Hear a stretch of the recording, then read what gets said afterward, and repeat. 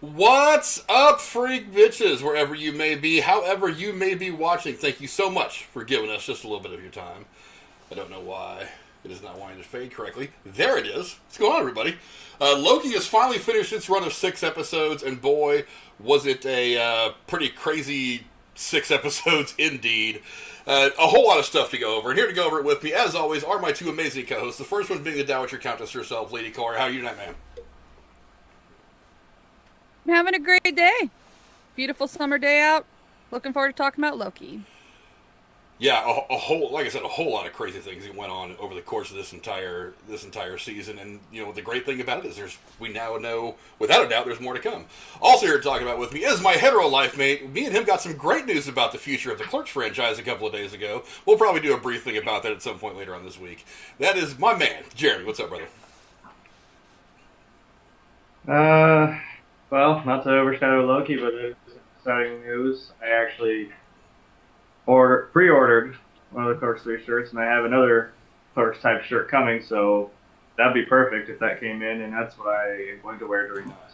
So Yeah, I've been wanting one of the Movie Burger employee shirts for the longest time. I don't know why I didn't buy one years ago. I think I may have to for the inevitable Clerks 3 review that's coming up at some point whenever he decides to give us that gem. But a whole lot of people in the chat right now. Yeah, I'm definitely gonna have to get something. I'm definitely gonna have to get something to wear for that review because that's gonna have to happen. It is a movie shirt. It's not like the employee shirt, but it is one. And I gotta take these pushes out of the way. I'm gonna put my Kevin Smith with my movie statue and put it somewhere back there. They gotta have their own shelf. Yeah. Yeah, no doubt, but we're going to have some fun with that one. Boy, a loaded chat to start right now. We're at 17 viewers. That's way more than we usually got. A whole lot of people, a whole lot of crazy names that are in there, and there's a whole lot going on in the chat already, so good luck, mods. That's all I have to say for you right now. It was only a matter of time before some of this stuff started migrating over to my channel, but hey, you guys do what you do. I'm not going to address any of that nonsense. I'm just here to talk movies and stuff like that, and what we're here to talk about right now specifically is Loki. Let's start off with the cast. Again, this couldn't have been done much better. I mean, Marvel, if they've done nothing else absolutely amazing, it's been the casting. So, I mean, you go back to the great casting for the role of Loki and Tom Hiddleston. That right there is just another one of the casting home runs. But then some of the other people, and let me pull this up real quick. I did not have this in front of me like I should have. But some of the other people, especially Owen Wilson, boy, this cast was all around absolutely solid. And where it seems like every movie or TV show's got those one or two cast members that just don't really fit. They're kind of expendable or just throwaway. They're not really consequential to anything that happens over the course of the series or the movie. This one is totally different. Everybody here plays a fairly significant role. There's not a whole lot of throwaway in this, with the exception of the one guy who's in the first couple episodes, Eugene Cordero and his little nobody office worker. But that's neither here nor there. But I mean, you've got Tom Hiddleston, Yeah. and obviously you've got Owen Wilson as Mobius, who's the main time cop. There's a whole lot of names that I'm going to have a whole lot of trouble pronouncing, so I'm going to give them the go. The easy one is Sylvie's, Sophie DiMartino. She was fantastic as well as the female variant of Loki. Then there was this is the first one I'm going to screw up really, really badly. Gugu Mbatha Raw, who played the Time Judge. I forget the name of the Time Judge for some reason. The list that I'm looking at right now does not have the character names, at least not for her. And then you've got Wunmi Mosaka as Hunter B-15. Just fantastic. Then you throw in people like Jamie Alexander came back for that one episode as Lady Sif.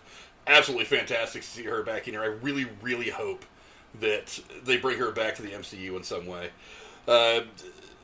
Erica Coleman, who was in several of the things. I mean, there's the casting for the main people was fantastic. What do you guys think of the cast throughout the course of this series and how they perform their roles? I think that from the start to casting Tom Hiddleston as Loki as far back as they did for the original Thor movie was such a good decision.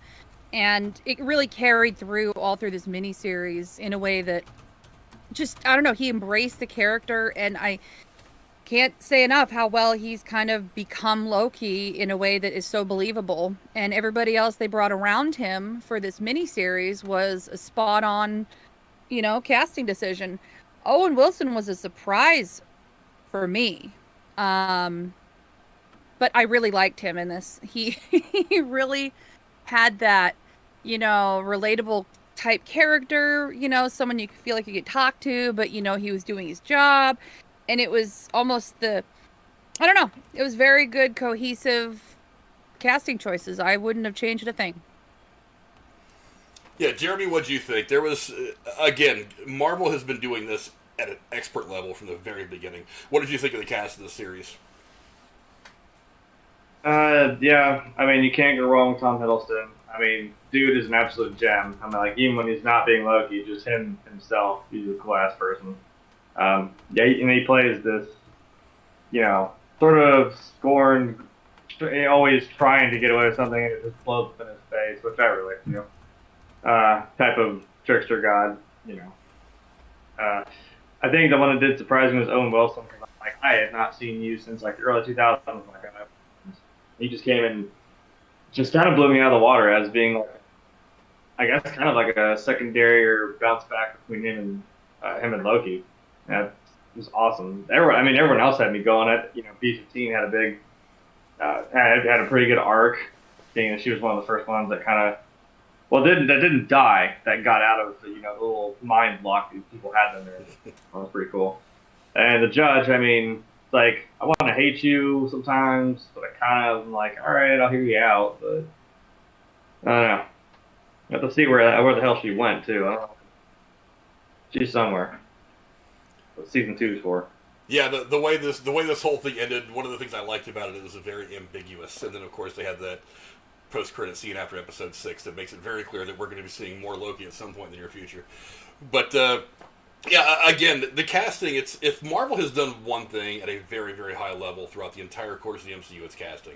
Everything from taking a chance on Robert Downey Jr. to play Iron Man, 12 years ago or whatever it has been now, and in the first Iron Man film. Wow, it's a long time. Yeah, if you think about it, in the over the course of time, it's been so long that it seems normal now. But a lot of people, and Jeremy will probably remember it as well, casting Robert Downey Jr. was a big deal, and a lot of people were like, why him? He hasn't really been significant for a while.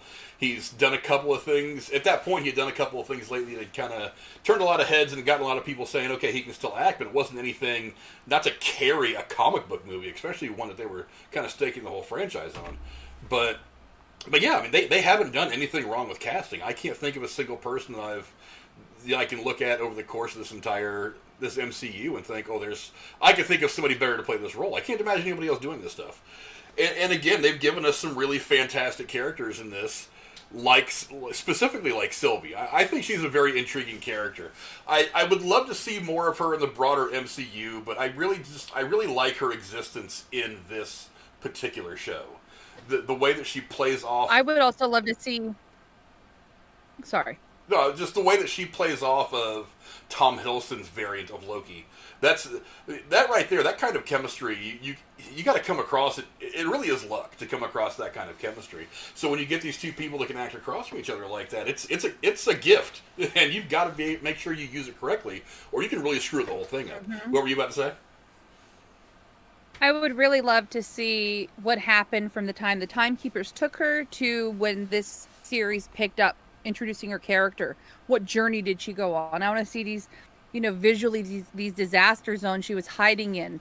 How did she grow to be so resentful? What happened? I would love to see all of that. And the planning that went into this scene where she used all the little, whatever those diggly-do things that, and that she sent all over the universe in different times. I hope they do that in some way. We'll see if they do, though. By the way, you can let KCG Gaming go in the chat. That's actually my son. So I think your son's trying to shit talk me. That's adorable. Yeah, I think he was trying to take him. He takes pokes at Jeremy for fun. It's actually a long-standing thing between those two. It's pretty fun to watch. Gotcha, my mistake. And also, it's kind of funny. Also his friend Julian is in the chat. Yeah, also his friend Julian is in the chat. That's where he's at right now. Is with his friend Julian. So that's probably why they're watching. Are you thinking you big and bad, acting cool? You giggles. I know you can hear me. Yeah, he can hear you. Yeah, you'll be available again here in the chat here in just a few minutes, Keegan. Don't worry about it. But yeah, sorry about that, kid. But I don't apologize to him. Yeah, he doesn't deserve it. He gives Jeremy as much shit as Jeremy can possibly take, and Jeremy gives it right back. It's actually fun to watch. I mean, look, he has to be ready and prepared for it. I have been through it. I'm just like, you're adorable. I'm gonna tear you apart, but you're adorable. Let me guess, you're gonna teach him how to be better at it so he can beat you one day, right? I ain't gonna let him beat me, but he can try. I'm not gonna let him win. I'm gonna teach him how to beat me for real. I'm not gonna let him win. But yeah. But yeah, again, the casting was fantastic, and even the ancillary cast all over the place. I mean, Ravina was her name, right? The judge girl, Ravina Hunter B-15 for being just one of the time cops. She's really a significant part of not so much the first like 2 or 3 episodes, but once we get to like the second half of the season, she becomes a pretty significant player in all this thing. And for somebody who is Hunter doesn't even really have a name, just Hunter B-15. Usually characters like that are just kind of throwaway characters, but she's pretty significant in this whole thing too, especially the last couple episodes. And then you add in some people like Richard E. Grant, who is a legend in his own right, who got a chance to... I actually watched an interview with him a week or 2 ago where he said it was really fun to do this because he approached it as like a Shakespearean thing. It's a much deeper story than what a lot of people give Marvel stories credit for being. You know what I mean? Mm-hmm. But yeah, it's just so much good stuff. Let me look through some of the other cast here. You've got, let's see... most of it, yeah, okay, I'm getting kind of deep into it now before I find any names that are even worth reading, but... Oh, and the one who played Miss Minutes, what's her name? I gotta find it real quick, I shot right past it. Tara Strong. Yes, that was it, Tara Strong, that's it. Yeah, we had talked earlier in the season, she was only supposed to be in like 2 episodes from what it was being listed on IMDb. Now, granted, IMDb is not always correct when it comes to things like this. Sometimes those things are updated kind of as they go, much like Wikipedia is. They'll try to update it's not ruined. Yeah, so they don't give away any spoilers. She actually, I have to admit, I was really surprised when they walk into the Timekeeper's castle in the last episode, and she's the one that pops she was up. There. Part of me was kind of, part of me got that vibe when I was watching iRobot, that movie with Will Smith that came out several years ago, where you get to the point where you find out that Bruce Greenwood's character is not the bad guy, the real villain is actually the AI. the AI itself.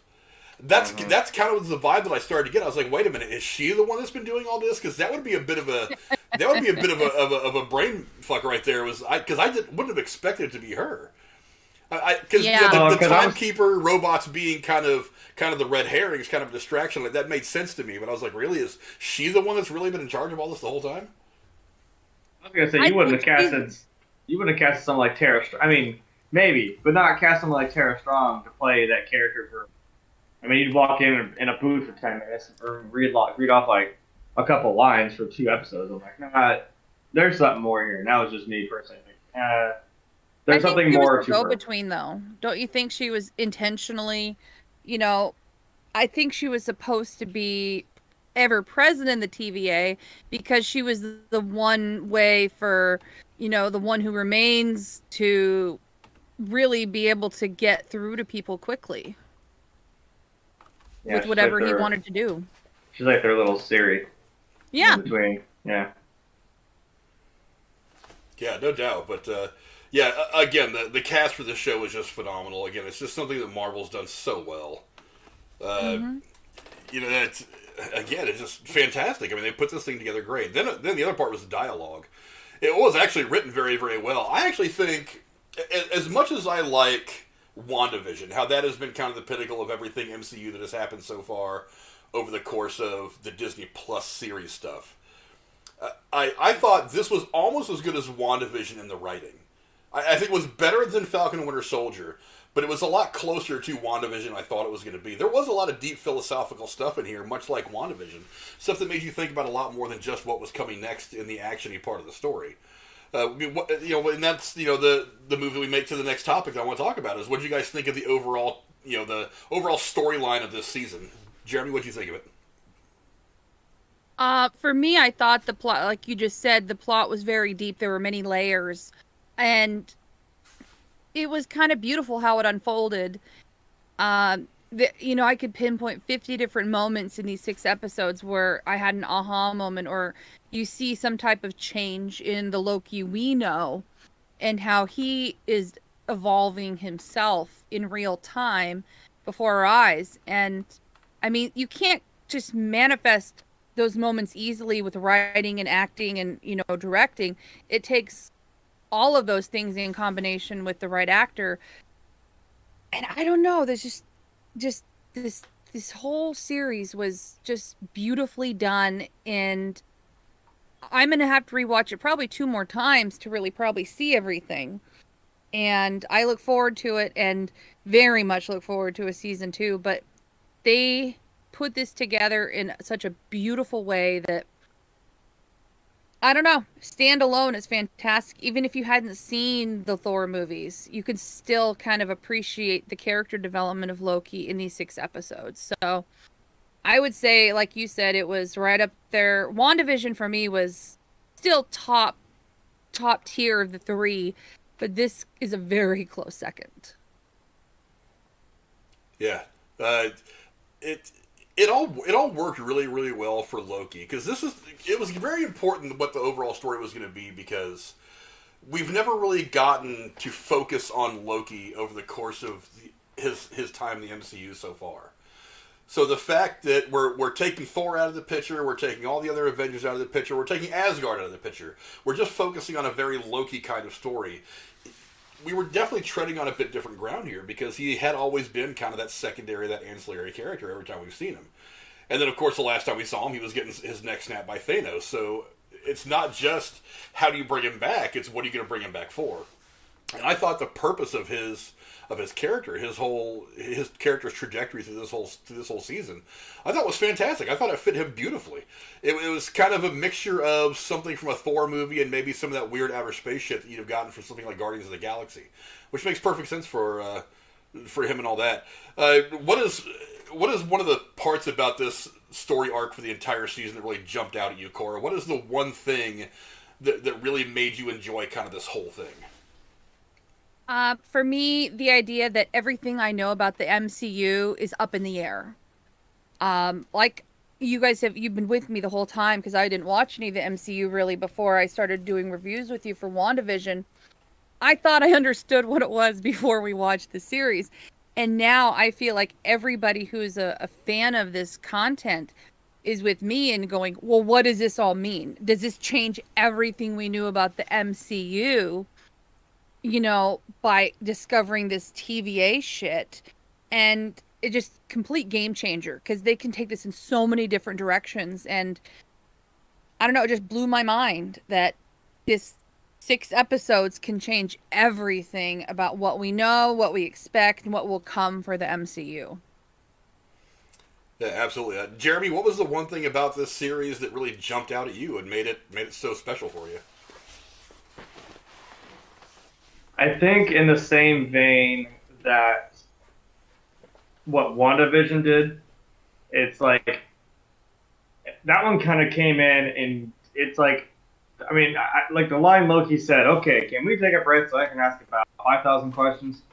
Like, I love that that's what both series did for me, about this whole universe. I'm sitting here like wondering, okay, wait, so what are we doing? Which is probably more WandaVision. At first, I'm like, what are we doing? What is this? And then it kind of unfolds. And then the same with Loki. I'm like, okay, well, I know what has happened, but I'm like, okay, now we're starting to take a different direction. I think what Cora said, I'm like, I think the TVA itself, just as its own entity, is what got me. Because I'm like, yeah, there was this little hush-hush Men in Black type organization in the background that was just kind of idly on standby, just watching these things go, and they were just coming in to do cleanup whenever they needed to. I'm like, oh, okay, well, so these people, all right, well, so this is a new cog in the machine. So that's what did it for me. It's like, oh, now we have this whole company that, as Owen Wilson put it, well, you didn't need to know about it before. Whatever, I'll let it. I'll allow it. Yeah, one of the things that burn me anyway. Yeah, one of the things that Marvel is doing very, very well that I think Star Wars has not until recently done very, very well is they're doing a good job at expanding the universe. It's like, yeah, we've had this stuff going on with these core Avengers for a while, but now we've built this thing to where a lot of people ask, what else is out there? I mean, we've already seen things like Ego, the Living Planet. We've already seen allusions. I mean, we have the Eternals coming, but we had seen allusions to them for a while now. They know that they have a big universe that they can draw a lot of stories from. So while starting off with kind of like the techno-action thing with Iron Man, it's evolved to something really insane that you could branch off and tell a lot of really cool stories. It seems like they understand that they have, I mean, now literally, since they bought all the stuff from Fox, they literally have like 200 or 300 characters they can just mess around with. It's like we can create stories around these very interesting individuals, these very cool people, and we should use that to our advantage instead of just telling one story over and over again. I mean, that was the big knock when they came out with the newer trilogy for Star Wars. It's like, oh, well, why are you still hanging out with these three people, with Luke, Leia, and Han, when there's this big universe? It's like, well, for one, it sells. But for two, they haven't really done a good job, with the exception of some of the expanded universe stuff, like the books and stuff that most of the casual fans don't really get into. They kind of figured out towards the end that you can branch off and do other things. That's why we ended up with things like Rogue One, and we're now ending up with things like The Mandalorian and stuff like that. And now that they've figured it out, they have kind of expanded the universe. Marvel, from the beginning, it seems like they were like, we're going to start planning 5, 6, 8 years out to where we're going to plan on bringing in 6 years somebody like a Kang the Conqueror. So as we're just getting Ant-Man out, the first Ant-Man movie out there, it's like, we've got this thing Kang, how can we work him in? And then as time goes on, they figured, okay, this is where you can put him in. There's just so many characters they can work with, and that's what they're constantly doing. They're constantly they're constantly starting 3 or 4 different paths with one project, and then they can decide when they're done with that project, okay, do we want to go down this path and do something like Kang the Conqueror? Do we want to go down this path and do something like the X-Men? Do we want to go down this path and start introducing stuff from the Fantastic Four? They've given themselves so many options to really go out there, outside of this one bubble of just the Avengers, and tell some of these really cool stories. I think this entire series was a significant example of what we're going to get moving forward in the MCU. I mean, Jeremy, do you think this is a way that the MCU is going to keep itself relevant, new, and fresh for not just the next 2 or 3 phases, but I mean, we could get new MCU movies 30 years from now that all started out with Iron Man. What do you think of that? I mean, I'm here for it. I'm gonna be into this shit for the rest of my fucking life, so it's not like I'm ever gonna, I'm gonna be this way fucking forever. So it's and with, like you said, with how many things, even just in the Avengers, you have a lot of stories you can tell, but now that we have even more that are in Marvel in general, I mean, shit. I mean, do you know how many, if you're just, even if you're just a casual comic book person, I'm like, how many, like, different storylines, how many arcs, how many different types of characters that all have their own thing going on. I'm like, you have a lot of material to work with. And like you said, they are doing it right. They're meticulously putting this along, like, okay, this, pull this one out, we can do this now, we can do this. And still make it not feel like it feels natural. You know what I mean? It still feels like this would happen in a progression of how things go. Yeah, Cora, you're fairly new to the MCU. I know you just recently went through and kind of just binge watched all this stuff from Iron Man all the way forward. How did this work for you as someone who just in the last year or so has really gotten into the MCU? How has this affected you as a fan moving forward, this series that we've gotten? It's made me want to be more of a fan than I thought I wanted to be. It's just, I don't know. I told you before, I had seen the Thor movie by itself years before and loved it.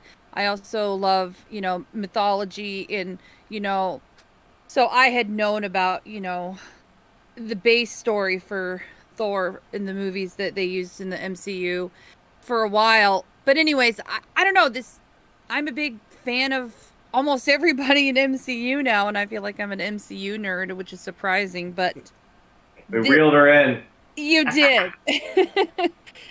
There's something about the Loki character which is just so charming, but yet also off-putting at the same time. And I think everybody, if you're honest, you can relate to something about Loki's personality because he has so many dimensions to himself. And that draws me in alone. And the fact that there are all these different Lokis, and it makes you wonder, the possibilities for all the characters in MCU. And this just really cemented my desire to see what is going to come next in MCU. Because at the end of is Infinity War the last one? Endgame. Endgame. The Endgame. Yeah. You kind of feel a sense of finality to, what goes on with MCU. And sure, they might have more movies and TV shows to develop characters further, but you don't imagine there to be big shifts or big changes in your idea of what the world is in the MCU universe. Now I feel like that's completely changed, and I'm very excited for the rest of it. And Black Widow, I was so anxious to watch it and when it came out. And it's changed besides my trashy Bachelor show that I love to watch for your laughing at. I'm kind of more interested in this than I used to be in, some other stuff that I would watch. So it has changed me. And the graphics, the visuals, the thought that goes into the writing, the careful placement of, I don't know if you say they're all Easter eggs, but, little nuggets of information that get you really thinking whether it means something or not. I mean, there are things that people say in this series that I want to write down and put on my wall as inspirational quotes. It's just, I don't know. So it moved me. The simple answer is it moved me, this series, in a very good way. So, yeah, Jeremy, is there a particularly famous or favorite scene or sequence you have over the course of this 6-episode run that brought kind of that special smile to your face for one reason or another? I would definitely say after the episode when Loki got pruned, and then he was in basically the end of this void of the end of time. And I think specifically something that I saw when I saw the Thanos copter on the ground, I just actually audibly went, okay, I see you. We're doing that. Okay. Funny. And then I see the fucking helicarrier, and I see a bunch of other shit in there. I'm like, whoa, okay. This is kind of deep, but this is a lot of things that I'm catching from that I'm like in my mind. I'm like, oh, I know what's going on here. But those got pruned, so that kind of makes me wonder, wait, so what happened? And it blew my mind of how they're like, didn't they say they pruned they could prune an entire fucking city or some bullshit and just shove it in this little void box that's apparently bigger on the inside or just expands in its own universe. Good God. Also, all the Lokis were fantastic, and that's why this is here. President Loki was my fucking favorite. I don't know why. It's like, that little smiley bastard comes in, he's just in a suit with his little horns, he's just like, hey, coming in like fucking, what's his name, Michael Keaton, that guy, Beetlejuice, he's just like, hey, showtime. You just want to hear him say it. Yeah, as excited as everybody got about the President Loki thing, because it was in the early trailers before the show actually dropped, and they didn't really do much with it. I mean, I wasn't mad that they didn't do anything with it, but for as jacked up as everybody was to see that President Loki presence, he was really in the episode for about 5 minutes. He wasn't terribly significant, except for the fact that he kind of came in there and, harshed the whole gig of all those guys who were just kind of hiding out in the underground bowling alley. I mean, but it was still fun. It was still fun to see. Liked it. I'm here for it. Mm-hmm. Yeah, Cora, was what scene or sequence of yours was kind of the favorite throughout this whole series? It's kind of hard to beat the ending right before Sylvie stabs him. Where for a second you think they're on the same page, and then they duke it out, and you think she's coming around, and then she uses Loki tricks to trick Loki. Literally, and then she does the worst fucking thing possible, and I'm screaming at the TV. So that was a pretty hard scene or sequence to not. I don't know. I guess in a way he played himself. Yes. Mm-hmm. Yeah. Yes. I mean, I saw a meme today where Loki was talking to Thor. He's like, "Ha, brother, you got fat." And he's like, "Go fuck yourself, Loki." And Tim Smiley, he's like, "Look, I'm trying." I'm like, "Damn it." Yeah, the one that kind of jumped out at me is the one that a lot of people shit on. I really liked a lot of the stuff when they were on Lamentus.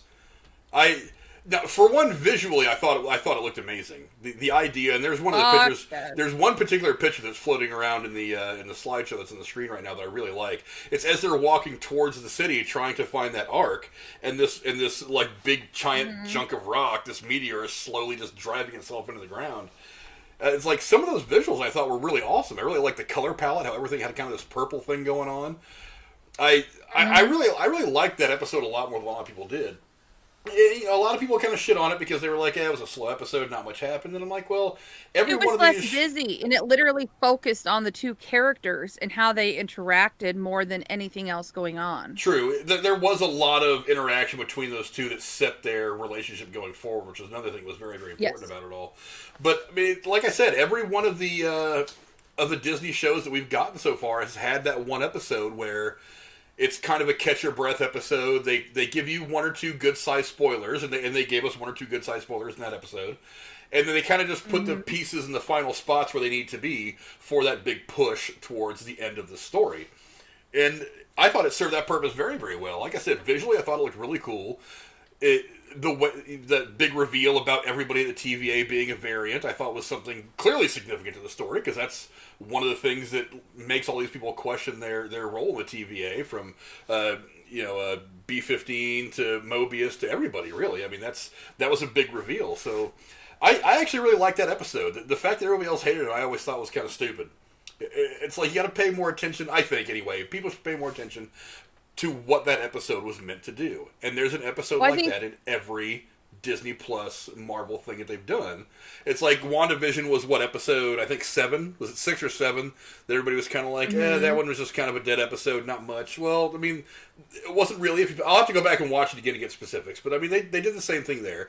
And the whole episode in Falcon and Winter Soldier where they go back to Louisiana, a lot of people thought that was kind of a slower even I episode. shit on that episode. Yeah, a lot of people thought that was kind of a slower episode. I was like, no, this is arranging the pieces. This is putting Sam and Bucky in the frame of mind that it's going to give them the perspective they need to push them down, push them through these last couple steps on to the end of the story. That's one of the things I've actually liked about these shows so far is that episode serves a very significant purpose. But because there's no explosions, there's no action, there's no big magic stuff, there's no whatever, there's no gigantic reveal, there's no big gas moment that really gets everybody in the crowd who's watching to kind of that really shocks them. They think that those things are kind of a waste. I actually didn't. I think Marvel is fantastic at storytelling. So those episodes are very, very specific. The way they're written, the way they're done up, are very, very specific. And I think the people who really want character development and story development like those episodes. Yeah, agreed. But you're giving it dimension. You're not taking away. You're actually building up the foundation of these characters and the plot so that you can get to the action and have it mean something more. Yeah, absolutely. Absolutely. Before we go too much further, I do want to thank a couple people that have subscribed over the course of the last couple of weeks. King Thunder, who actually subscribed July 12th. I don't think I managed to get to it the last time we did a stream because I was not using this particular streaming service or this particular OBS.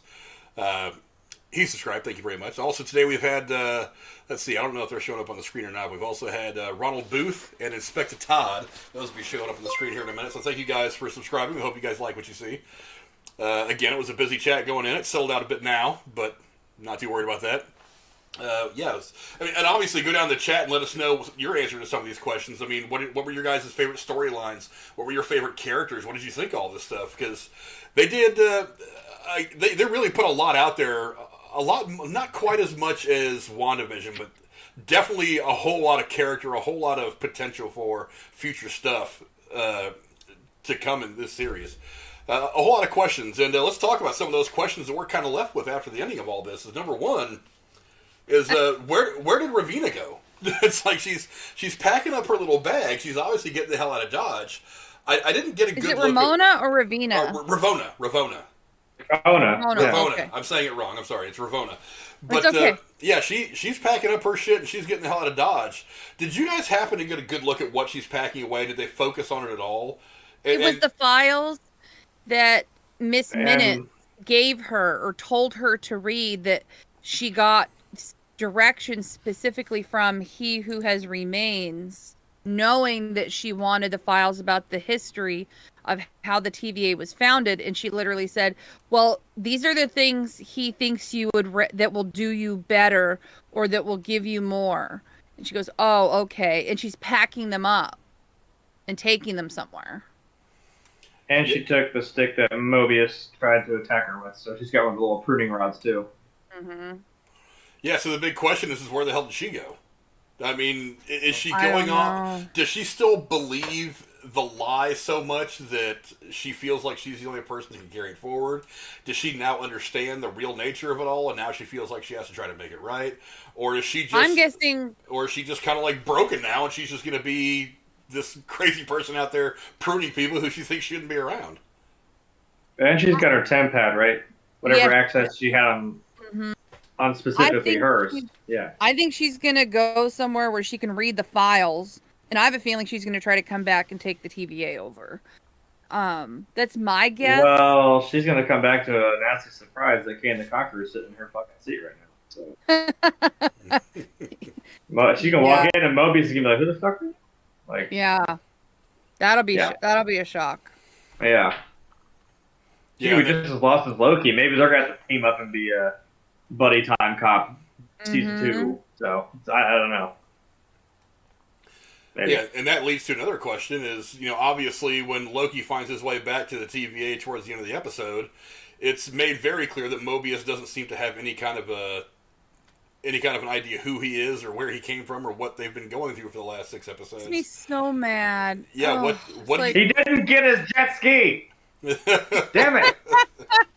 I mean, it may have just been hopeful wishing, but they said like, "Oh, the director for season 2 hopes that we'll get a jet ski." I'm like, "What do you mean you hope?" I mean, you're not gonna say it, but I'm like, "I hope season 2 like he gets a jet ski." I'm like, "Dude, we all hope that." Are you fucking kidding? And the The minute he friendship said- they built, it's gone. Right. If Mobius won't remember it, and that to me was the heart when he said, "Well, who are you? You work in which department?" I'm like, "Oh my god, this friendship, which totally was the foundation for Loki actually changing, is just gone."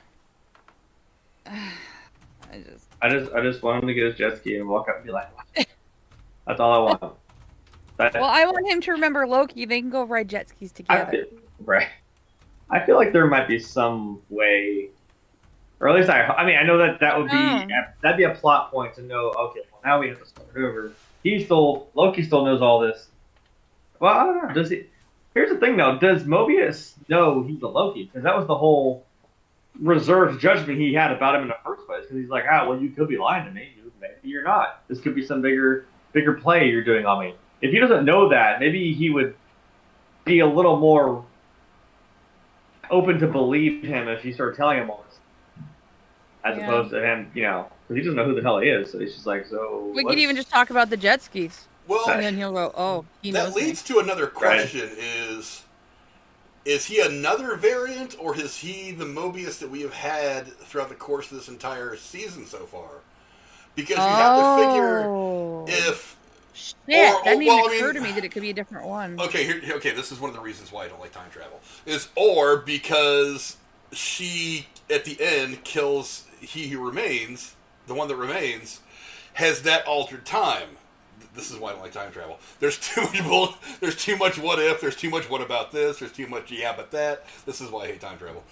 But so yeah, that's the question: is it the same Mobius that we've had this whole series, the one who was driving around the pizza truck and on the barren planet, or is this a new variant, or is this the old guy? Universe. Or is this the old guy, the same guy we've had, but his mind has been somehow altered because time has been altered? I mean, what is this?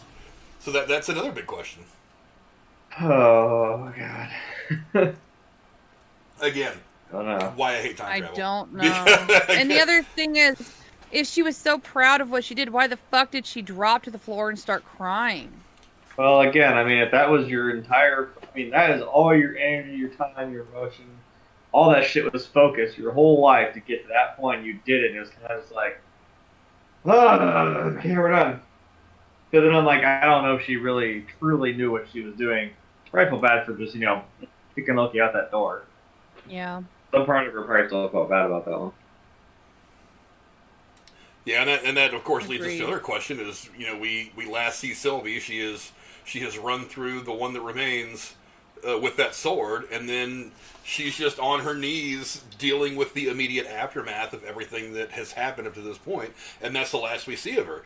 Does she decide just to sit down behind the desk and start taking shit over? She does have that weird eye watch thing that he left. Yeah, so she, I guess, now controls the flow of time. How is that going to affect things? Is she the one who pressed a couple of weird buttons on that little weird iWatch and wiped out Mobius's memory? Is she not going to do anything about all these splinters in the timeline?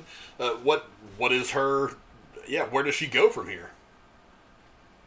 The whole blowing up the timeline thing. It's kind of like, Frank, you play COD like I do. Maybe that was just like her little flashbang. Boom. Now I'm gonna go do this shit. You know what I mean? Just to get them to scramble, like, oh shit, now we gotta deal with all these timelines branching off, and then she's gonna just work her way into the TVA and do her thing. Because I don't think she even knew about the 3 animatronic. She didn't know what she was gonna find when she got past that. So that was her little smokescreen way of getting in, maybe, because then they're all gonna be too busy dealing with that. I don't know. Yeah, that's there's still a lot of questions, and then of course the way this whole thing ended was the post-credit scene, that whole stamp on Loki's file that says Loki will return in season 2.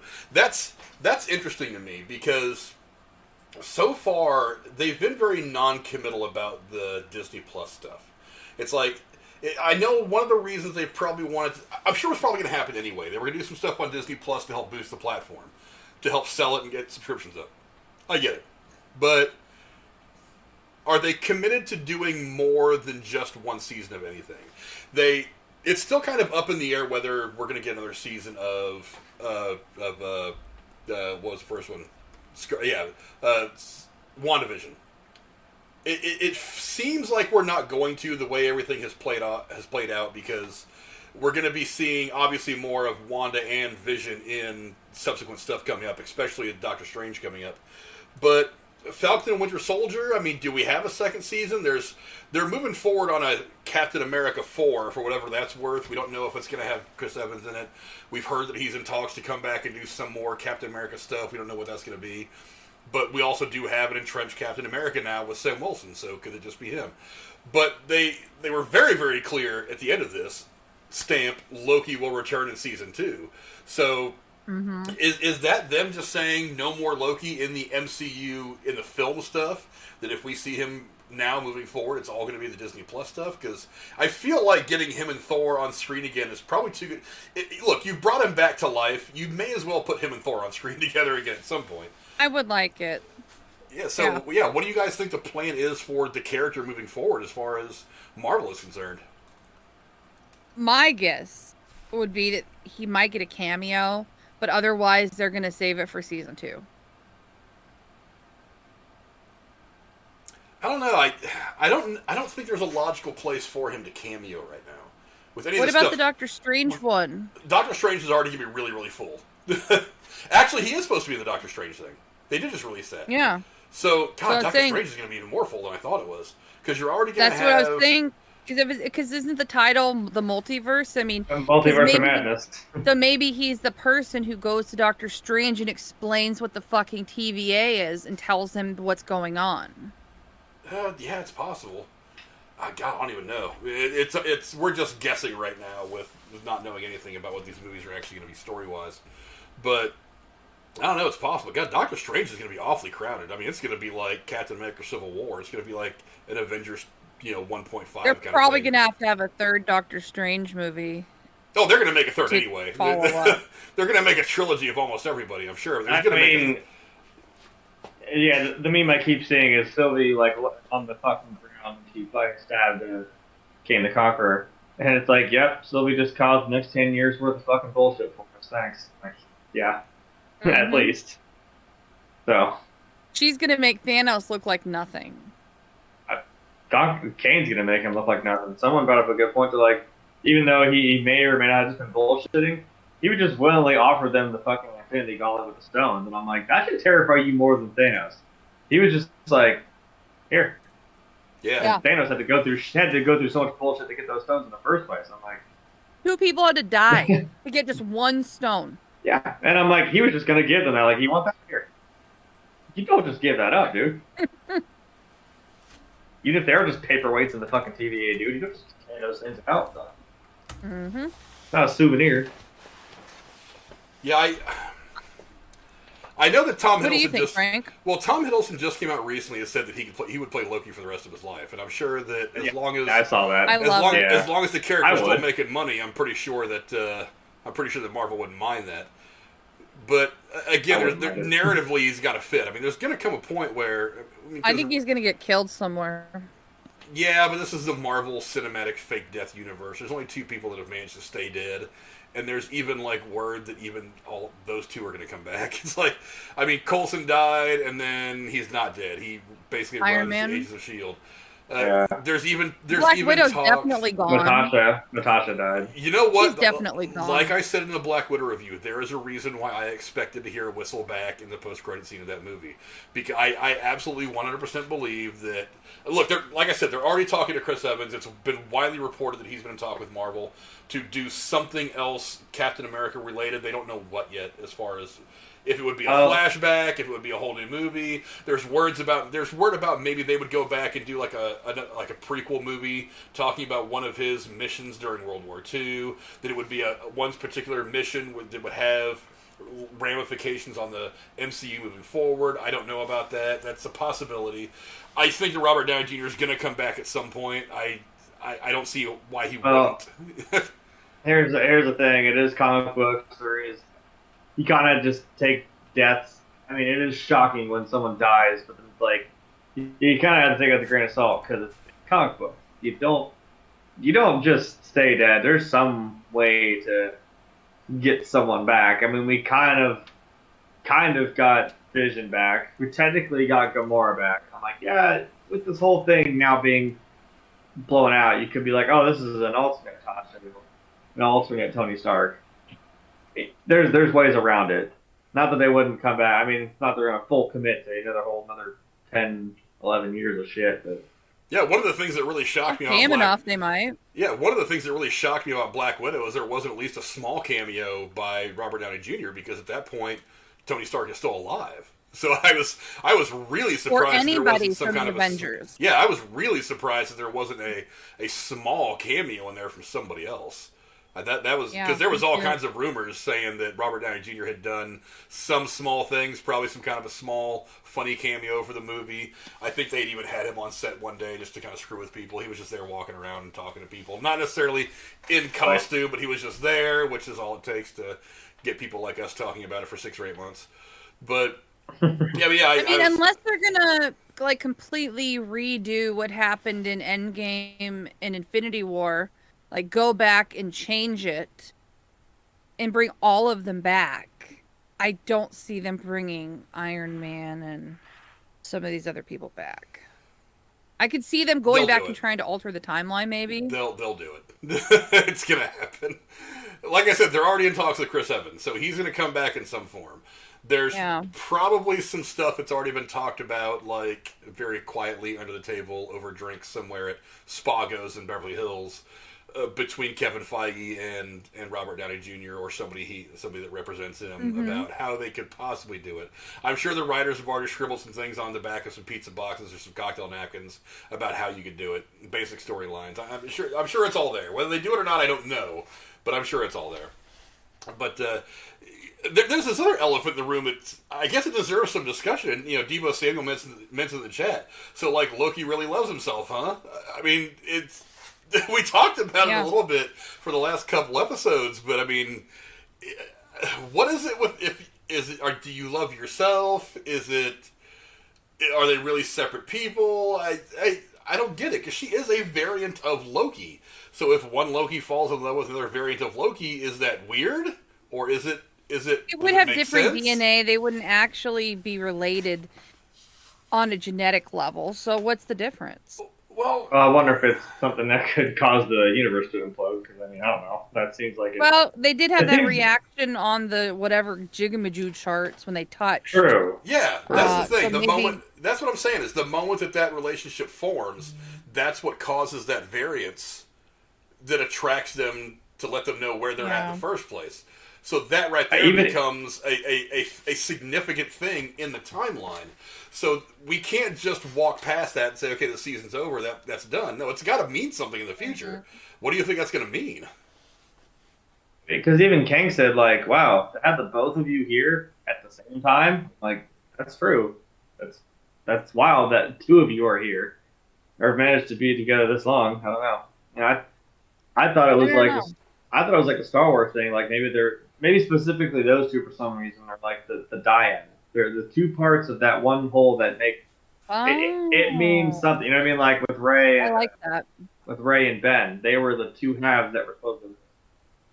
Maybe that's why. I mean, there are two parts. I of have the a thing. feeling one of them will end up saving the other's life, and the other will die. I know Loki jokes and he says, I can't count how many times I've died. I'm like, yeah, true.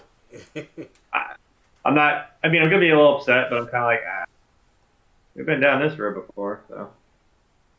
I mean, it's for what he's done. I'll quote Walking Dead. It's not about that. It's about what you're risking your life for. It's how he goes out and how he dies.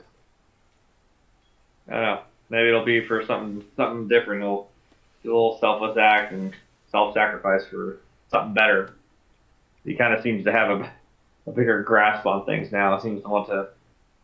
I just hope his personal growth isn't all for nothing, and that his character actually gets to do some serious good, and doesn't just have his like memory wiped at the end of this, and goes back to that moment when he grabbed the Tesseract that led to him, you know, being taken by the TVA, and have all of this be for nothing. Yeah. That's true. That would be tragic. Going back in the chat, looking at some of what you guys are saying, what's up, Ken? Foulmouth Ken said he loved the series, can't wait for season 2, neither can I. I'm just going to assume that's Ken for now. Because, you know, early on in the chat was kind of a thing. But why is my mouse not moving? Let's see. Somebody else had said something at some point in here that had caught my eye. And now I cannot figure out where it is. And Loki is in that version of Morbius universe. Ooh, I don't know. I mean, is there a... No, I can't imagine that Morbius is going to be all that connected to anything. Well, God, we don't know yet. We don't know yet. We'll know... Jesus, we don't even get Morbius until March. I think. Is that right, Jeremy?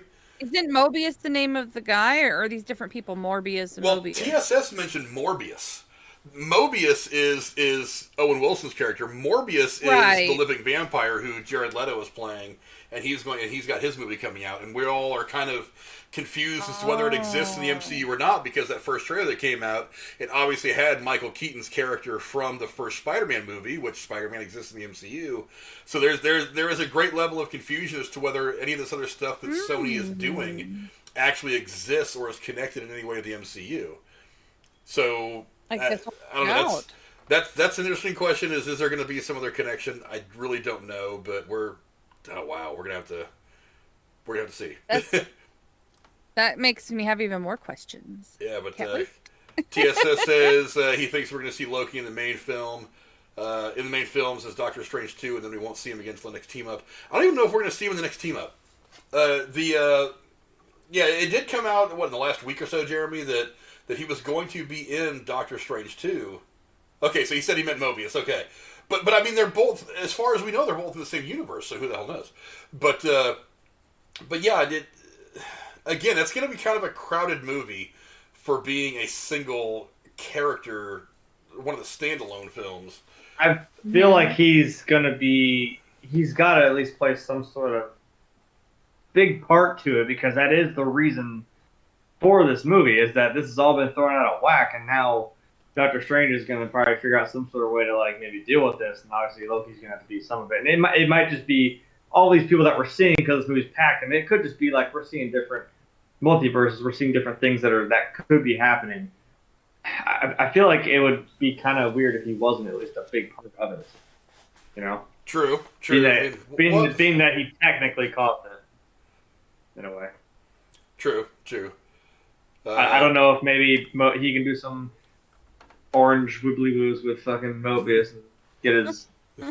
I want him back, man. I can't.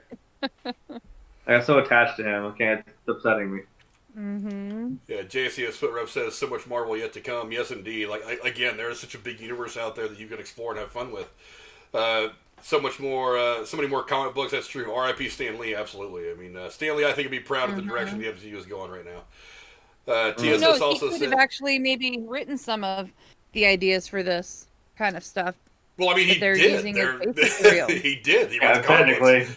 It's like right. so Well, I you know, meant 50, for 60 years of production, 50, 60 years of comic book ideas, absolutely.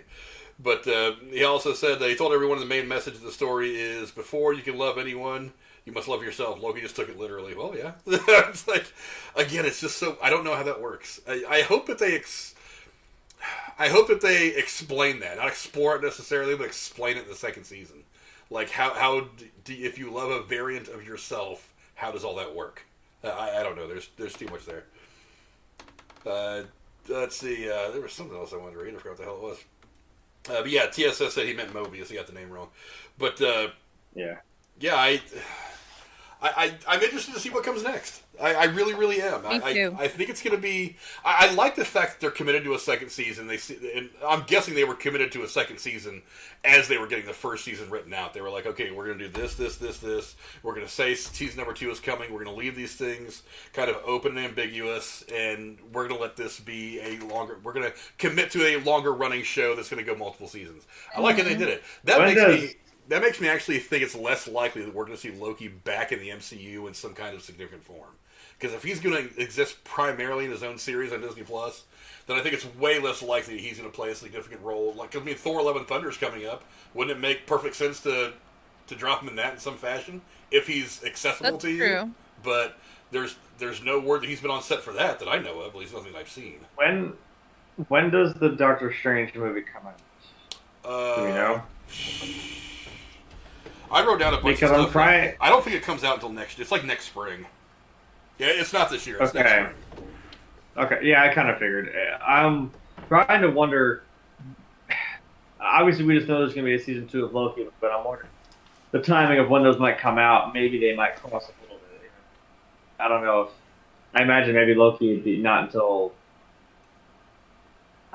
maybe next year as well. I don't know when they start filming. I don't know if they'd be doing that now, and then maybe it'll be sometime next year. Maybe it could be around this time. It could be late summer. And you come out with Doctor Strange first, and then maybe throw in Spider-Man somewhere in there in between, and then go back on season 2 of Loki. I guess. I don't know. Yeah, we'll have to see all Spider-Man's that. got to come out too.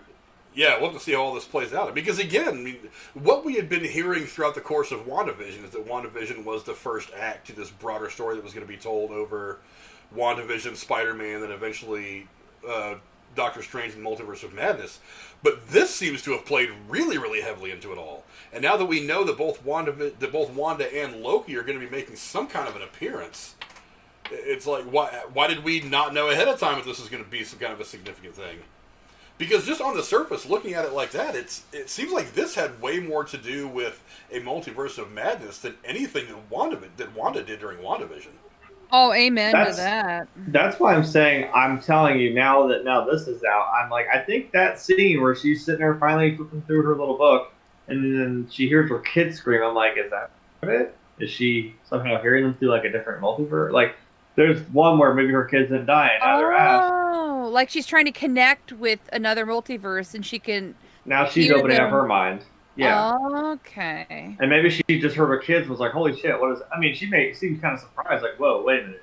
Why do my kids still exist? Like, because they only existed inside the Westview under her little bubble. So maybe something happened. Maybe that was one of the little time bombs. Hey, look, here's her kids. I don't know. I thought maybe that was that first little hint. And now we're realizing, wait, this is throwing everything out of whack. And maybe even for her. Yeah, maybe, look, I'm still hoping for Wanda. Maybe she'll get her happy. So get her Secretly, I do kids, too. and then Vision 2.0. Like, man, she's gone through enough, man. I have a feeling the new Vision isn't going to be in love with Wanda, but I could, I don't know. whatever. Well, Although, I mean, wait, didn't the other Vision give him? He gave him like the memories, but that doesn't But mean he that said that he Vision... still had, or no, he didn't remember anything out before Westview.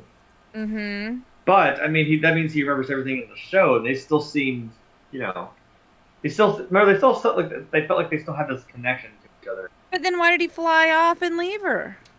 Well, that's the $1 I million don't- question we what were the- left with after that show wrapped up, huh? I know. It's like- Someone also made a meme of that. They had a picture of White Vision and Ravonna, and it was just Batten at the bottom. He's like, "Where are they?" That's how I feel. Damn it, where'd they go? yeah, no doubt. But Maybe maybe he just needs more elaboration. I don't know. because now that I think Additional- about it, everything that Wanda did in WandaVision was about altering reality, not necessarily a branched timeline. Yes. So I'm kind of wondering how that plays into a multiverse.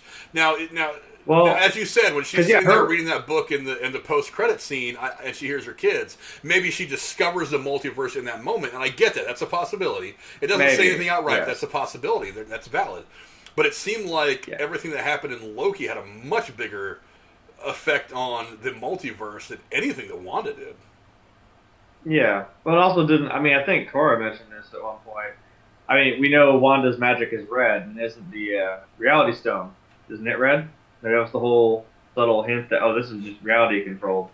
Mm-hmm. Because she used yellow magic, generally speaking, but it was red or vice versa when she made Vision. Because his was It was the separate. Mind Stone, Yes. the That's same it. color as the Mm-hmm. Yeah. Hmm. Now I want to go back and rewatch WandaVision. yeah. I definitely want to, man. I really want to watch. I was Oh, actually boy. thinking about going back and rewatching it because we've got, let's see, we don't get, God, when's the next movie come out that we're actually going to look at? It's gonna Marvel thing anyway. We don't get it until either. Shang-Chi comes out Spider-Man? September 3rd. Oh, that's great. Jesus. Shang-Chi All of comes out. August, man. Shang-Chi comes out September 3rd, and technically, I mean, Venom comes out September 24th. We don't quite know if that's going to be directly connected to anything in the MCU yet. We can make all kinds of assumptions. And then after that, we don't get anything until, I think it's November? Yeah, the Eternals comes out in November 5th. So Jeez. we've only got I've never heard of Eternal. We've only got 2 more Marvel properties coming out this calendar year. And then starting next spring is when we get stuff like, we'll get, not Shang-Chi, Doctor Strange, Multiverse of Madness, and some other stuff is coming after that. Oh, and then December. December we get Spider-Man. Okay. Okay, so that'd be cool. So I we've need got- to so we've catch got up 3 more on Marvel Spider. franchises. I haven't seen Spider-Man movies except for That's actually the ones I'm caught up on. I like Spider-Man. the ones with Tobey Maguire. I haven't watched any of the new ones. Oh, you didn't even watch Andrew Garfield? Uh-uh. Oh, man. Watch the I first started to one. watch one, and then Yeah, I know. I got distracted, and then I just kept going with the ones that were more relevant to MCU. Well, the ones that are... Well, you watched the newer ones, right?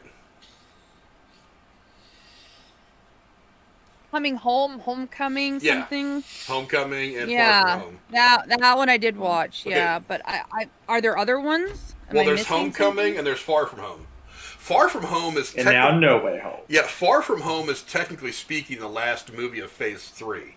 It served as kind of an epilogue to everything that, like, after everybody comes back from the snap, it kind of deals. Yeah. It's the first part of dealing with the whole return thing. It's like we talked about that in WandaVision, how they faced kind of like what the one girl's character faces as she comes back from the snap, her mom's gone, and then of course we deal with it again. Oh, yeah. Monica. Yeah, Monica. what Monica deals with. And then, of course, we deal with it again in a much broader perspective in Falcon and Winter Soldier.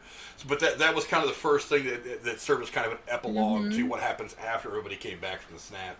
You know, Peter trying to make his adjustment and stuff like that. But And then, of course, they delve into it much deeper for the other stuff. But that served as kind of the final movie of Phase 3, the epilogue to the entire Infinity Saga. That's what Kevin Feige had said, that it was the final movie of Phase 3. But I'm interested to see what the series brings in the future. I mean, again, they left a lot of shit ambiguous. I mean, where did Sylvie go? Where did Ravonna go? What's the deal with Morbius not knowing who Loki is? What is Loki going to do at this point, for that matter?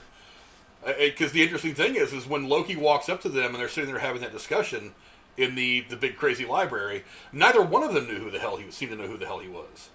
So it's like, so what's that going to bring? It's like, does he look at him and say, "Hey, I'm a Loki variant," and they don't even fuck with him this time? They're just like, okay, reset, or derez, whatever the hell they do, and they don't even want to screw with him? Or does he want to try to work with him again? I mean, we're dealing with a different Mobius, obviously, so there's a good possibility that he decides to act differently than the Mobius that we got early in the series. That's what I'm saying. I don't know. I mean, Loki probably does know better. I'm like, I feel like your best play would be to just not tell them that. Be like, hey, look, there's some shit that I've seen. I mean, he could still be played off as just like crazy. Like, well, there's a whole bunch of shit going on here. Sorry to tell you about your reality right now is that it's run by this crazy fucking dude named Kane. Or I don't know. He's got a lot of backtracking to do now. That sucks. Yeah. So Cora, what do you think? What do you think next season's going to look like? Give me some of your predictions as to what at least the first couple episodes might give us. Well, it depends on if they go straight, from where this ended, or if they let a certain amount of time pass. I am assuming they're not going to let time pass, and they're just going to pick it up right where this one left off. I think you're going to see Loki realizing the TVA he stepped back into is not the TVA he left before, and I have a feeling he's going to try to leave and find somebody to relate to who knows what really happened and isn't lost in this new timeline reality. I don't know what that will look like, but I have a feeling he might end up off going on his own. Excuse me. And then for Sylvie, I think she's going to be pretty fucked up for a while. I think it's going to be a lot of what the fuck is going on for the people who know what happened. And for the people who don't know what happened, it's going to be, will they buy it? That this isn't, I don't know. I think we'll get introduced to the variants that He Who Remained warned them of very quickly. So it'll be a lot of getting a landscape of what is the reality for the timeline and TVA, and at the same time Loki trying to figure out how to be believed or find somebody who knows what's happening. Yeah, that's all very valid. Jeremy, what do you think the first couple of episodes of season 2 is going to bring us? Well, I was just sitting here thinking, I know Thanos said I'm inevitable, but I'm like, dude, I think Kane's more inevitable than you, buddy, because this dude's been like a million different damn lifetimes and shit. I think we're gonna see if it's gonna. I want it to pick up right when he got the TVA, and now it might expand to see like, okay, where's our foothold right now? What's changed? Like, what's the world that we're dealing with right now? The universe, I guess, in this case that we're in, and it's probably gonna be Loki trying to play a lot of damage control. Like, yeah, that's gotta be frustrating as hell. I sat here and I thought, now wait a minute, him and Sylvie are both Lokis now. She seemed to have slightly different powers than our Loki did, the Tom Hiddleston Loki. But I'm like, you don't think maybe he at least picked up on a couple of those things, or she was? Well, she taught him. Yeah, but she taught him. Yeah, she's like, well, it's just you got to do this, you got to feel it, you got to do. I'm like, so wait a minute. Remember, she had when we thought, how are we going to get out of this? I'm like, didn't she just like tap their head and then show them, hey, check this shit out. This is what's so. Because you said B-15, I'm like, oh, she did that to her. Like, she was like, hold on, show me what's really going on. Maybe Loki can just like grab Mobius's head and B-15 and be like, hey, look, hey guys, we're getting it. Maybe he could start with that, because I don't know if that's something he knew. It might be just enough to be like, all right, we're getting the band back together, guys. Here we go. Go A-Team. I don't know. That was my thought. Maybe he could try. I like that thought, and I really hope you're right. I just thought, like, wait, maybe he could try the little Jedi Loki mind trick on him and be like, all right, this is what's really happening, guys. So that's my hopes. Yeah, I like it. I'm curious as to where this can go, because I think a lot of it does depend, like Cora said, on exactly when the second season picks up. Is it the moment that Sylvie is sitting there on her knees pondering what she's just done in his office, or is a certain amount of time gone by? One of the big questions is does somebody actually take over for him? Because at no point over the course of this season did either Loki or Sylvie give me the impression, anyway, that they actually wanted to take over the TV. Well, Loki in the beginning wanted to, but I think like I said, he's a pragmatist. He realized that the situation was much different than that as he got deeper and deeper into this thing. So I don't think he wants to run the TVA. Sylvie never had any intention of running the TVA. She got exactly what she wanted out of this thing. She just killed the top guy and was like, screw it, I'm just going to let it all fall apart. So I wonder, since she's the one that's in the office, the only one left, does she sit behind the desk and try to do things differently? I don't think she does. I don't think that was ever what she wanted. I think she'll have the power to, because when she killed him, whatever hold He Who Remained had in the way of keeping control of the timeline went, into a state of disarray. I don't know that she has the tools at that point to even pick the pieces up. Maybe he left her a little gift basket. Get started. Idiot's Guide to Fixing the Problem You Just Created When You Killed Me. Yeah, that'd be nice. Maybe he's got something in there. Yeah, he had to have a plan to teach start your own multiverse. They would have not killed him and would have agreed to take over and let him retire. He's not going anywhere, really. So you think that him and Sylvie made some kind of a plan? Is that what you're saying?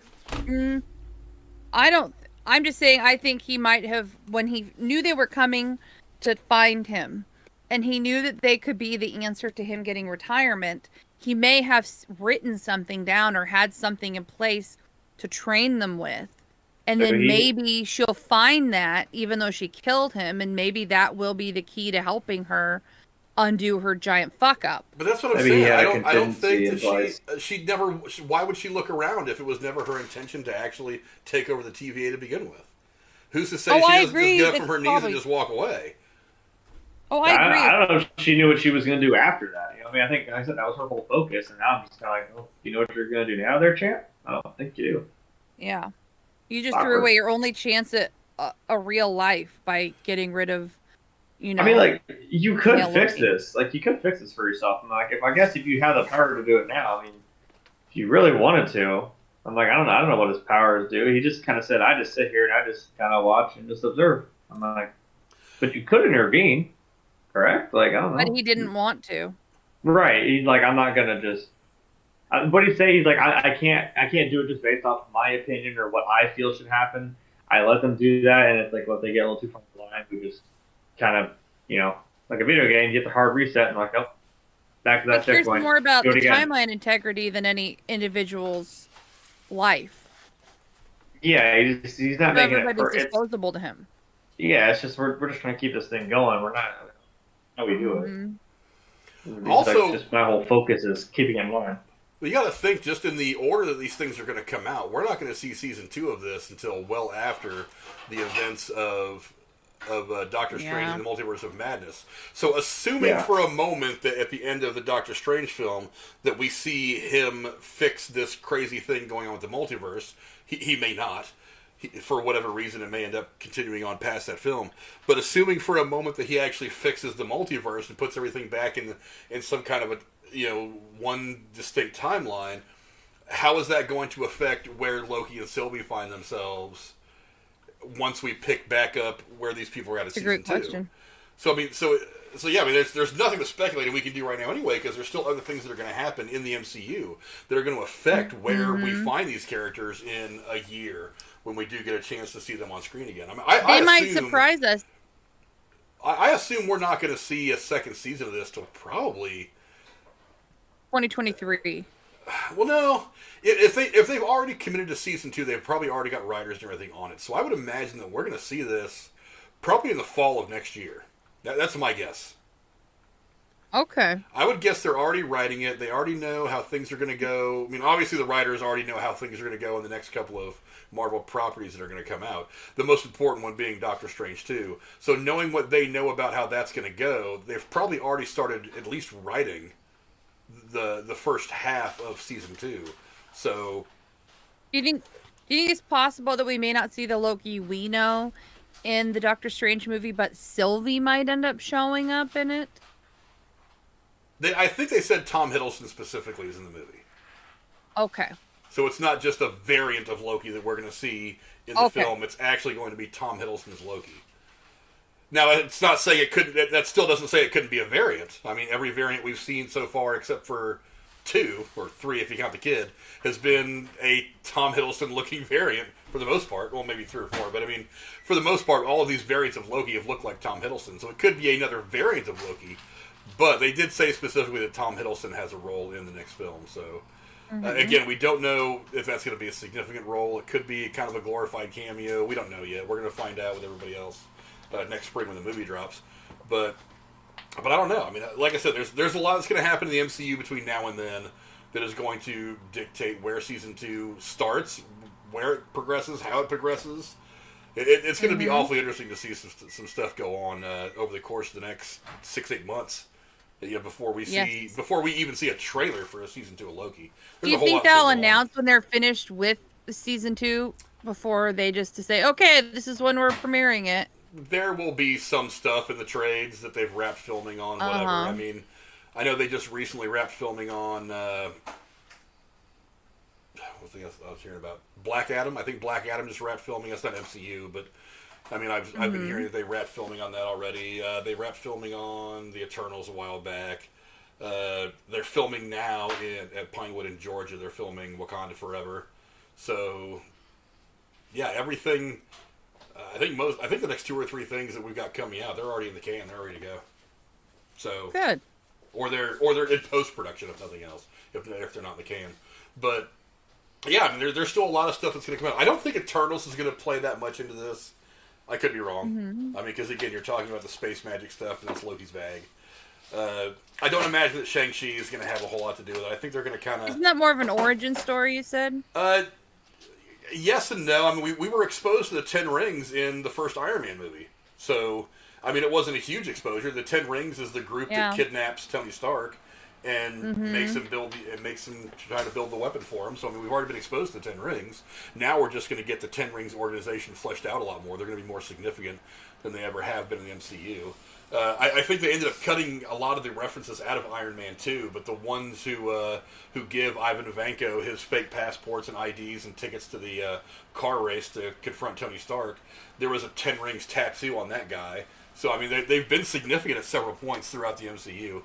And the Mandalorian himself, I mean, that we got that little faux version of in Iron Man 3, he's the leader, in the comic books anyway, he's the leader of the Ten Rings.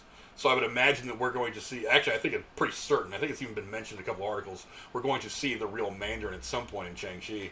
But I don't know if that's going to have anything to do with the multiverse at all. I think that's probably kind of a different section of the MCU that's going to help grow. I don't know. I mean, right now, I think at this point, all eyes are on Doctor Strange. I don't know how much of this is... I mean, Spider-Man is the one thing that I'm kind of confused about now because, we've been told that Spider-Man was going to be kind of Act 2 of this 3-movie thing that was going to happen between these 3 projects, this one overarching storyline. But I don't know how Spider-Man is supposed to fit into this.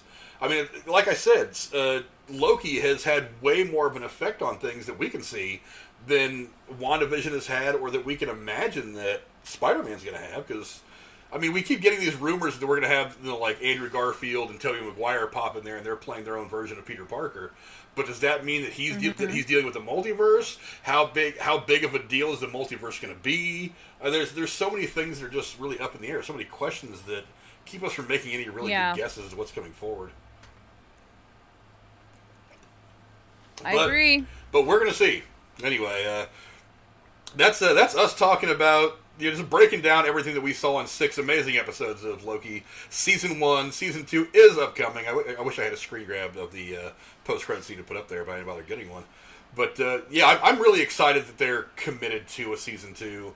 They're committed to telling this story long form. I think the Loki character is perfect for a long form series, especially if they stick with it and go for it for several seasons. And the best thing about it is you can tell his story long form like this and still push him back into an MCU film with relative ease, because there's so many different ways that you can do it with him, whereas there's a very limited number of ways you can do it with most other characters. You know what I mean? Yeah, I agree. But yeah, I'm really stoked about what's coming in Season 2. I'm really stoked about the possibility of what's coming for Loki. And honestly, Sylvie is one of these characters that has popped up in the last year or so in the MCU that I want to see more of. I want to see her on a grander scale. I want to see her be significant throughout this series, and then possibly be significant in the movies, in the cinematic universe as well. Maybe if they do it right. But anyway, Jeremy, any final thoughts from you on this entire season of Loki and what you think of it? I thought it was. I mean, I think out of the Disney Plus series, still think WandaVision's up there, but like, this is a very close second. With how much you just blew my goddamn mind with what we're doing here. I mean, WandaVision had me just like scratching my head for about fucking 2/3 of it, and it all just kind of came out of nowhere at me. And this was just like a constant like, oh shit, this is a thing. Oh god, that's a thing. Oh Jesus, that's what we're doing. Oh fuck, this is. Woo! Can we hit the brakes for like Loki said, can we hit the fucking brakes for a second? I think he's trying to process this as much as we are, and he's a fucking space god with space magic and shit. Damn. Yeah. I don't know. Very well done, and obviously, like you said, there's a lot of places that we can really go with this, especially with the Loki character. And I'm excited to see it. I don't know where or what time we're going. Where we're going, we don't need roads. I don't know. We'll try to do some time shot. I don't care if Ant-Man did Back to the Future bullshit. I love that movie. Yeah. Back to the Future was bullshit? If you have a Loki variant driving a fucking DeLorean, I'll be happy. That would have been hilarious if there was just magically one in there somewhere. Or it was like a little, you know what? Or you could see like a little TARDIS, like somewhere just crashed in the void. I'm like, yeah. Although I feel like if you got the drop on Doctor Who. So. Cora, how about you? What are some of your final thoughts on Loki Season 1? Of all the 3 short series, I think this was the most visually amazing, pleasing to watch. Fantastic. And I was shocked by how good it was. I knew it was going to be good, but still, sometimes it just took my breath away how good it all was. The music, the visuals, the writing, the acting, the sequence, or excuse me, the pacing. It all just came together in this amazing miniseries, and I just can't wait for more. So, yep. Yeah, I can't disagree with anything that either one of you guys said. Again, we saw a certain amount of growth from Loki over the course of the last, 8 or 9 years since he joined the MCU and Thor. We got to see that growth plus some significant growth past that over the course of the 6 episodes. And I thought that was something that was going to be a little dangerous going into it. Because, like I said, we didn't get the fully matured version of Loki that ended up getting killed by Thanos. We got the guy who had just got done trying to take over the Earth in New York at the end of Avengers. So we were getting a different Loki. And that crazy growth that he went through over the course of the 6 episodes was phenomenal. And it could have been something that tripped them up really, really badly from a storytelling perspective. But it didn't. They handled it just right. And his progression through this was not rushed. It was not clumsy. It was done very, very well. And that was the integral part of making this series work in long form and not just over the course of a 2-hour movie. Cora, I agree with what you said. Visually, it was stunning. Probably one of the more stunning things that Marvel's done. Like I said, the casting, the chemistry between all these people involved was phenomenal. I don't generally like really open endings. I kind of want more finality. I mean, I think a good ending for a season is like 80% finality and then like 20%. There's still a few things out there we can build on for next year. But I really want a lot of closure. It was kind of 50-50. It's like, you see the completion of Sylvie's journey, you see things happening, and there was a lot of stuff that was completed, but there was a lot of stuff that was not necessarily open but ambiguous. It's all about how you interpret it. And what's going to come next is not necessarily answering all of these questions, but it's like, how are they going to interpret it moving forward? Because I don't know what ideas they had for season 2 when they were finishing up season 1, but I mean, where are they going to take the stuff? How are they going to deal with this ambiguity? What are they going to build on? What are they going to build off that as a cornerstone? That's really intriguing to me. But again, I mean, it was a great story from start to finish. This was probably one of the more dangerous things that Disney could have done, because WandaVision was a bit of a task. They had taken on a bit of a challenge, but they made that look so easy. Falcon and Winter Soldier probably wasn't the hardest thing to do. I mean, I say that like I've written a whole bunch of movies or TV shows, but I mean, it was kind of a buddy cop show, for lack of a better expression, and those things aren't that hard to do. A lot of one-liners, a lot of action. Just make sure you have a couple of scenes in every episode that are really emotional and push the stories and the characters, and that's what we got. But this one was very different. Again, there were so many landmines that they could have tripped doing this whole thing, and they missed all of them. And they made something that was truly spectacular. And again, they really got to flesh out Loki in a way that we had not got a chance to see him fleshed out in the cinematic universe, because he was always surrounded by Avengers or 8 or 10 other things, and he was always kind of getting drowned out. Being able to focus on him was fun. It was fantastic, and I'm really glad that he got this in long form over 6 episodes and not just cram it all into a 2-hour movie. And he got to play D.B. Cooper, as you see in the picture right there, which is fantastic. That has been a character. I've been fascinated with the D.B. Cooper thing for many years. I think everybody's kind of fascinated by the whole Mad thing. Men. Yeah. And people That's thought hilarious. I think I said this before. People thought Don Draper was D.B. Cooper, but they didn't end up taking that idea and putting it to fruition in the series finale. But so I just was so elated when I saw that, and it was a highlight. Yeah, very funny. But yeah, a great show. Again, great work, Kevin Feige and Disney and all the people that put this show together. Is top-notch stuff. I'm really eager to see what comes next. I don't think we're going to see another TV show. We don't get Hawkeye we don't get Hawkeye until later this year. I think they said it's coming out like in November, December. What's the other one they're doing? Miss Marvel. Hawkeye and Miss Marvel are the two that are coming down. I almost thought you said Miss Minutes. Hey, Watch the Miss Minutes movie. I'd take a Miss Minutes short. Then why not? Let's do a Miss Minutes short. Little short film, little thing. But so we're going to get Hawkeye next. Really looking forward to all that, obviously, after seeing everything that transpired in Black Widow. And we're also going to be getting Miss Marvel, which, of course, is going to play into the Marvels coming up. I think sometime late next year is when we get Captain Marvel 2, or it's going to be called The Marvels. I'm excited to see what that comes to. But yeah, we're not going to see anything Disney Plus other than What If until way late in the fall, maybe even the winter. So we've got a while before we get a chance to really break down some of this stuff episode by episode. We still got some stuff coming for you, obviously, but yeah, it's going to be a little while before you get a chance to tackle this stuff again. And I'm really looking forward to what Disney is going to give us in these television shows moving forward. Well, it gives us plenty of time to rewatch the stuff we loved and wanted to see again, and for people like me who maybe hadn't seen a lot of it to catch up and see stuff for the first time. So yeah, I'm looking forward to taking a chance to kind of go back to the very beginning. I'll watch WandaVision again from start to finish. I'll probably go back and watch these other two as well.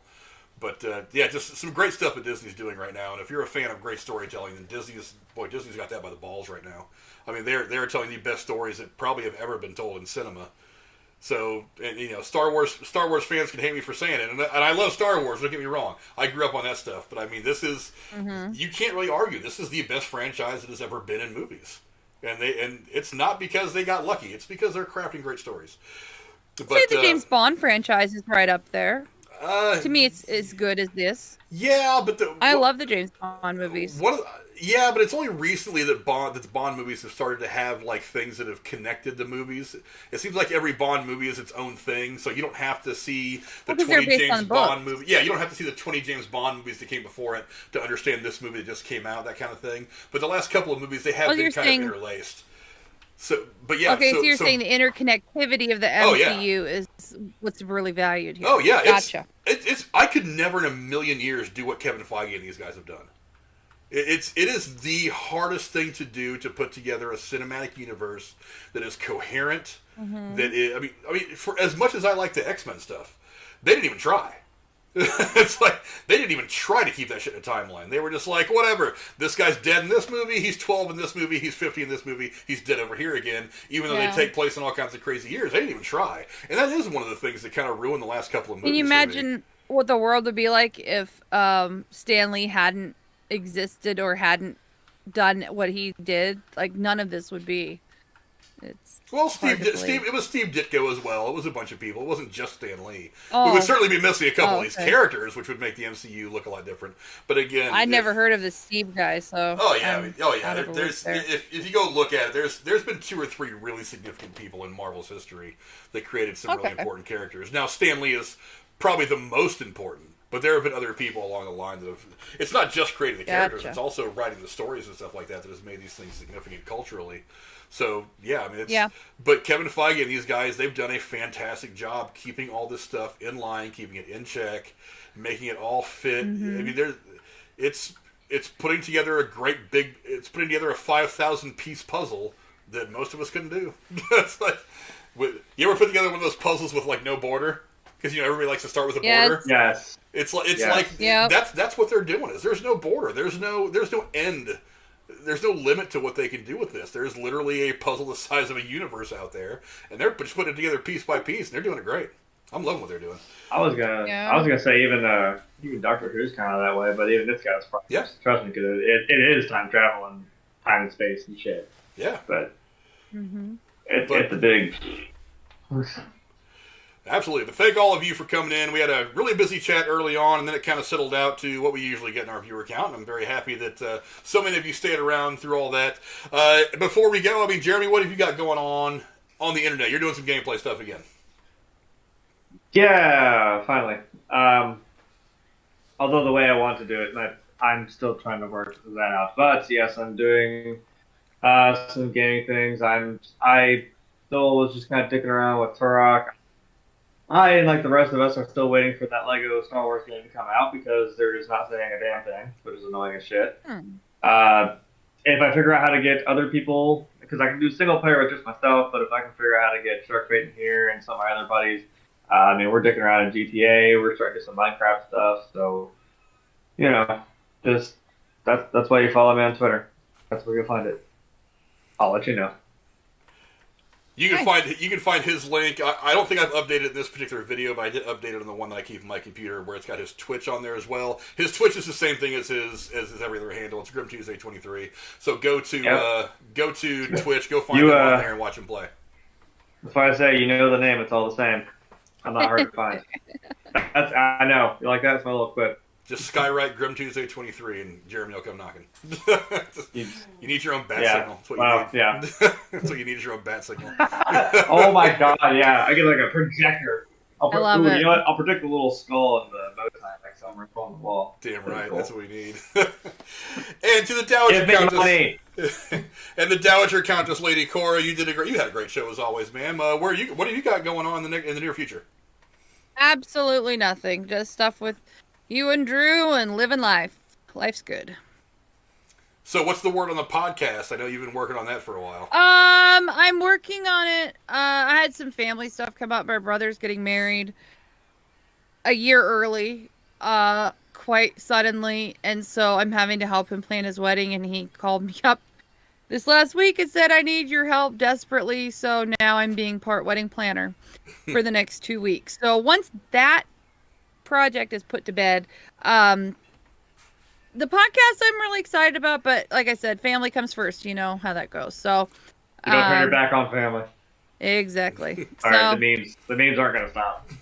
Yeah, we just finished the invitations yesterday, so now it's on to other things. So anyway, so yeah, looking forward to doing the podcast thing for Drew's Patreon. That'll be a fun little thing to do. But you know, there's always going to be something to talk about. But mostly, I'm really digging being here and being on Drew's show. So there you go. And that's where you can find the Dowager Countess and all her places on the internet. As for us, what's that? I'm not really anywhere on the internet, but that's okay. I'm good with that. Follow her on Twitter. I'm sure she posts a lot of stuff that she's going to be on Twitter. Follow her there. As far as what's going on with the channel for us in the near future, boy, the new movies are starting to come out pretty rapidly now. We've got, let's see, Snake Eyes actually comes out tomorrow. That's pretty interesting. Wow. I know some people, was it Jim M. or who was it that was asking about the Green Knight? That actually comes out next week. I watched a trailer for that today, and it looks very, very interesting. Mm-hmm. Also coming up, we've got Suicide Squad coming up. Free Guy. The Protege is one that I saw a preview of in front of Black Widow that looks really, really good. Obviously, Shang-Chi and Venom are coming out in September, so the rest of the year we're starting to see maybe some retro reviews. That'd be fun. If there's time. The movies are starting to come out pretty rapidly now that the theaters are all open and they're back to mostly full strength across the country. So yeah, I definitely want to keep doing those though, because I think those are really, really fun.